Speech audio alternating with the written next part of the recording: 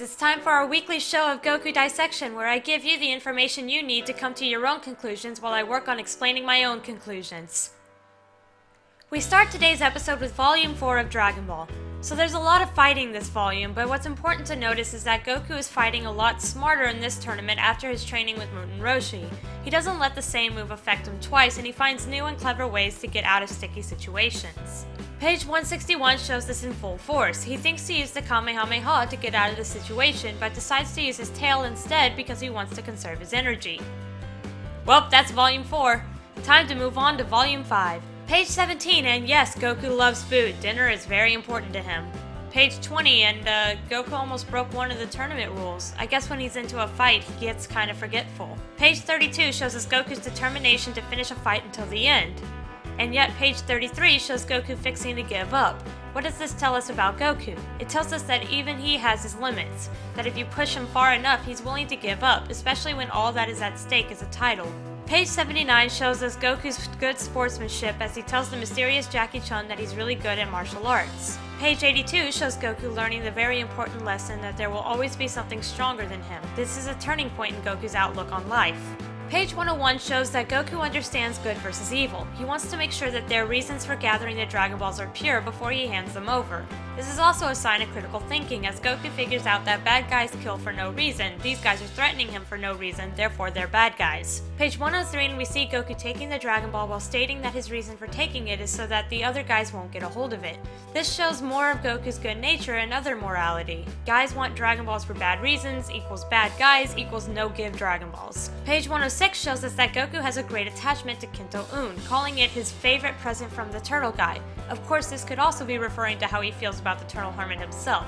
I'll leave that one up to interpretation. I think it's about his connection to Kinto-un, personally. Page 107. Goku is willing to forgive Colonel Silver for a simple sorry. Goku has a childish sense of forgiveness, which makes sense given his age. Page 108. Why does Goku walk off instead of beating this poser up? Simple. Goku doesn't recognize that Colonel Silver means him harm. Colonel Silver hasn't done or said anything particularly threatening besides taking his shirt off, and why would Goku find someone undressing as a threat? Page 109 and 110. See, he's being threatened. He gives his what the fuck face, and then he kicks the guy's butt. Page 115. Oh, look at Goku using critical thinking, that thing someone told me Goku doesn't have. He figures out that he can raid the guy's place and find something to ride in now that he doesn't have Kinto-un. Page 127 shows Goku doing a very selfless action. He offers to help the people who saved him from the cold, even though it interrupts his search for his grandfather's Dragon Ball. We as fans know that the Dragon Ball is in Muscle Tower, but Goku had no way of knowing that as everyone still thought it was outside, hence why they were searching for it.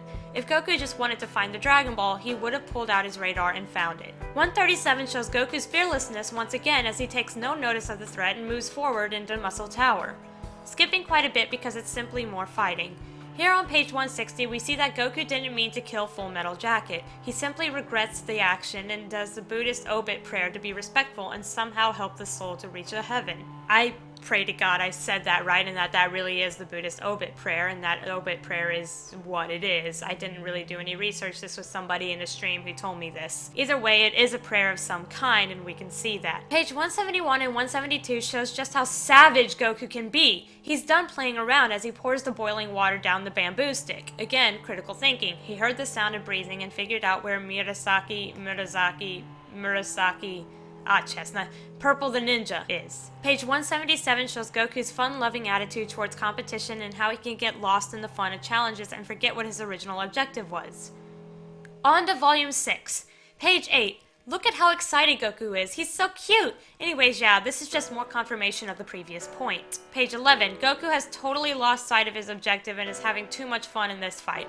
That's a flaw of his, getting too sucked into battle when another objective is at hand. At least when he's a child, he's like this. Page 33. Look at Goku's expression. He went from being confused by the attack to being excited once again. This fight really has given him quite a rush. Pages 40 through 43 shows Goku taking a moment to assess if Mechanical Man number 8 is good or not, and after the discovery that Mechanical Man number 8 is a good person, Goku jumps in to defend him. This is more telling of Goku's sense of morality and Goku's feelings of innocent until proven guilty. Page 47, Goku straight up says what I've been saying this whole time, Lamel. If you know this guy's bad, you should have beat him up yourself. But if you don't fight bad guys and you get killed, what good is that? Page 48 shows Goku being pretty unselfish. Not selfless, unselfish, as he tells Mechanical Man number 8 that he'd hate to put you out. Page 68. Look at Goku's look of panic at 8-Man being taken.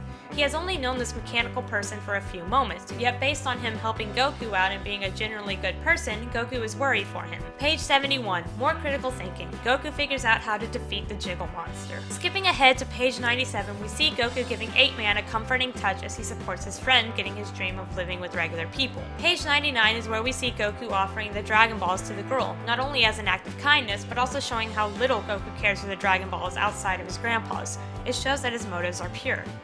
Page 104, and once again we get to see how much Goku loves Kento-un. Page 110, Goku's a country boy who doesn't understand the way cities work. He only understands small villages and lone homes in the mountains. Page 112 shows more critical thinking. Is it the wrong conclusion? Yes, but it's a reasonable one to make. All Goku knows is that he's looking for help to find Bulma, and when someone says they need money before they can help him, Goku assumes he means he needs money to find Bulma.